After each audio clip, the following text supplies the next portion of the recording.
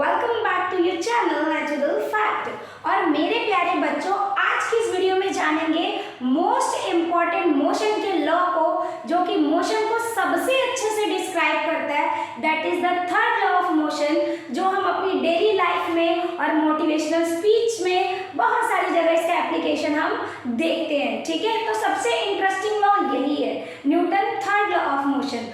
According to this law ये क्या कहता है, each action has equal and opposite reaction. Every action has equal and opposite reaction.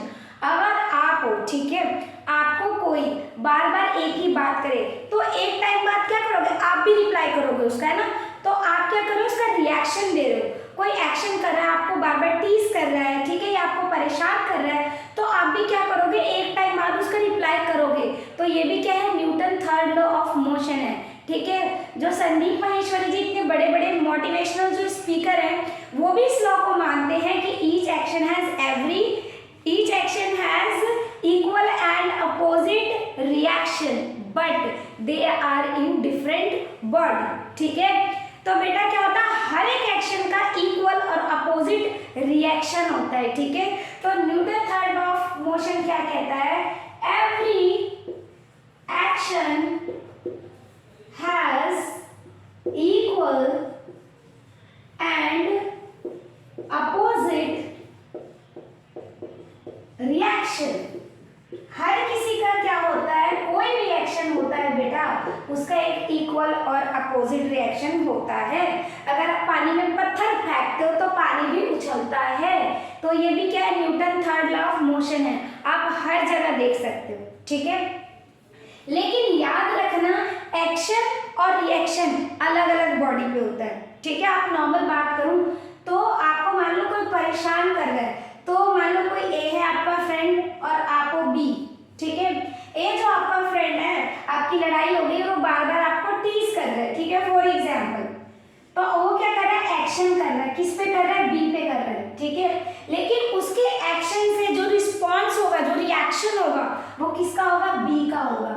Reaction किसका होगा बेटा, बी का होगा। ठीक है, तो every action has equal and opposite reaction but action and reaction on two different body. अलग अलग बॉडी पे एक्शन और रिएक्शन होता है। ठीक है, आगे समझ में देखो। फॉर एग्जाम्पल, आप दीवार में कील लगाने की कोशिश करते हो, तो आप हैमर से कील के क्या करते हो, टिप को मारते हो, लेकिन वो कहाँ पर घुस रहा है, वॉल के अंदर घुस रहा है।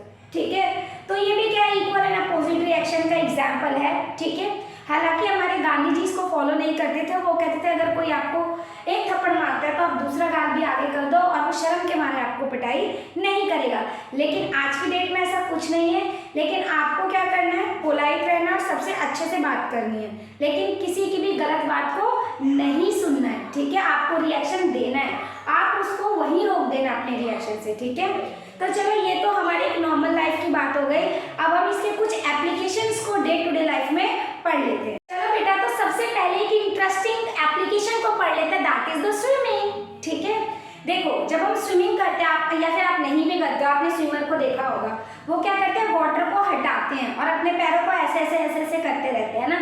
चाहे फिश को देख लो, तो वो क्या करते हैं, वो वाटर को बैकवर्ड डायरेक्शन में अपने हैंड के मूवमेंट से फेंकते हैं, लेकिन वो एक्शन किस पे दिखा रहे हैं, वाटर पे। ठीक है, लेकिन वाटर उसका रिएक्शन दिखाता है, वो बॉडी को आगे पुश करने में हेल्प करता है, जिसकी वजह से आप स्विम कर पाते हो, है ना। तो स्विमर भी जो स्विमिंग जो करते हैं, उसमें स्विमर क्या कर रहा है, एक्शन अप्लाई कर रहा है वाटर के ऊपर by the action of their hand and feet, but water also show the reaction of this type of action by pushing your body forward direction. तो बेटा, वाटर क्या करता है, आपकी बॉडी को फॉरवर्ड डायरेक्शन में पुश करता है, जिसकी वजह से आप स्विमिंग कर पाते हो। ठीक है, चलो एक और एप्लीकेशन आपको बताती हूँ पक्षियों के बारे में। ठीक है, देखो, पक्षी क्या करते हैं, स्ट्रीमलाइन बॉडी बनाते हैं और एयर करंट को, हवा को अपने पंखों से क्या करते हैं, फ्लैप करते रहते हैं ताकि हवा हटती रहे। वो जो हवा पीछे कर रहे हैं ना, वो भी भाई अपना एक्शन दिखाएगी और इसी कारण वो उड़ पाते हैं। इसलिए वो जो एयर है, उनके ऊपर भी क्या करती है, उनको मूव करने में हेल्प करती है, उनको आगे की तरफ पुश करती है। वो अपने विंग से पीछे कर रहे हैं और वो क्या कर रहे हैं, उनको आगे मूव करने में हेल्प कर रही है।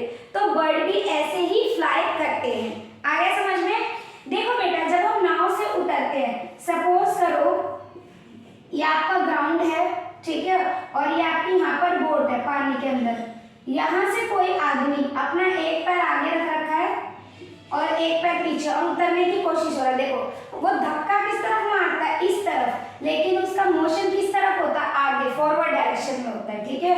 उसने अपना एक्शन, अपना फोर्स कहाँ लगाया, पीछे, लेकिन उसका मोशन कहाँ हो रहा है, फॉरवर्ड में। वो मोशन कहाँ कर रहा है, फॉरवर्ड डायरेक्शन में मोशन होगी। तो ये भी क्या है, equal and opposite reaction. Every action has equal and opposite reaction. आगे समझ। देखो बेटा, सपोज करो ये टेबल है, ठीक है, आपने इस पे कोई बुक्स रखी हुई है, ठीक है। तो बेटा ये बुक किस पे फोर्स लगा रही है, आपकी टेबल पे, और टेबल अपना फोर्स किस पे लगा रहा है, ऊपर की तरफ। बुक कहाँ फोर्स लगा रही है, डाउनवर्ड, ठीक है, लेकिन टेबल कहाँ फोर्स लगा रही है, अपवर्ड। तो ये भी किसका एग्जांपल है, थर्ड लॉ ऑफ मोशन का। देखो जब आप चलते हो, ठीक है, ये पैर अच्छे नहीं बने भाई, ठीक है, और एक, तो क्या करते हो आप, ऐसे मूव करते हो, एक पैर पीछे, फिर आप आगे जाते हो, पीछे आगे, पीछे आगे।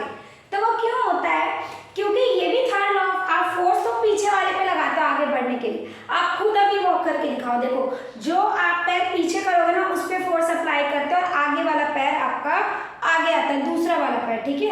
तो आप खुद भी करने की कोशिश करो। ये भी क्या है, Newton third law of motion को फॉलो करता है, जो हम वॉक करते हैं, ठीक है बेटा। अब हम मोस्ट इंपॉर्टेंट पढ़ेंगे कि जेट में और रॉकेट्स में ये कैसे यूज होता है, Newton third law of motion.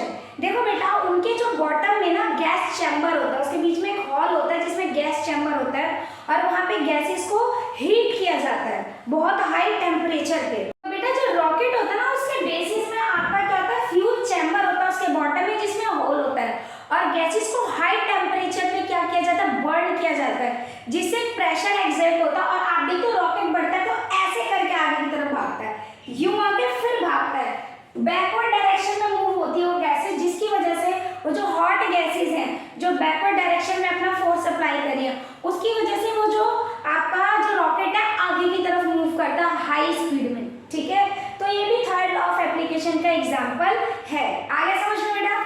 चलो बच्चों इंटरेस्टिंग पढ़ते हैं। देखो जैसे आपकी गन है, फॉर एग्जांपल आपको फायर करना है, वैसे करना मत गलत बात है, ठीक है।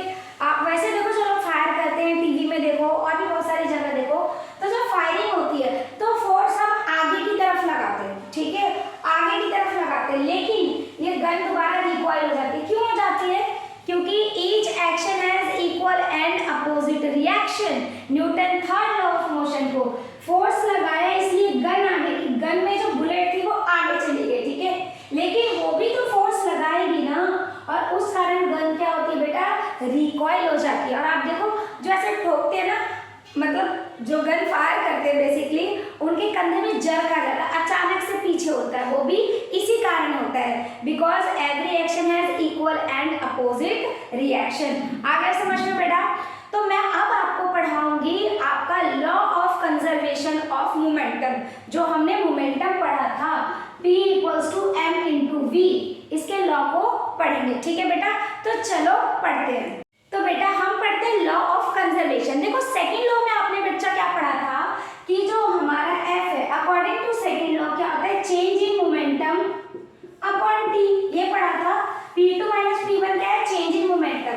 अगर सपोज करो किसी ऑब्जेक्ट पे जो अनबैलेंस्ड फोर्स हम अप्लाई करें, अगर वो जीरो हो जाए, जब F क्या हो जाए बेटा, जीरो हो जाए, तो F यहाँ t से इंटू होता है, P2 - P1, तो ये क्या बन गया 0 × t, that is your P2 - P1।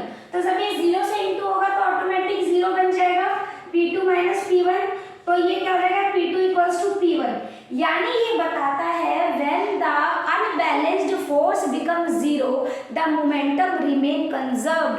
यही है हमारा law of conservation of momentum, कि मोमेंटम कंजर्व रहेगा जब कोई जो एक्सटर्नल फोर्स हम अप्लाई करें, अनबैलेंस्ड फोर्स अप्लाई करें, अगर वो जीरो हो जाए तो।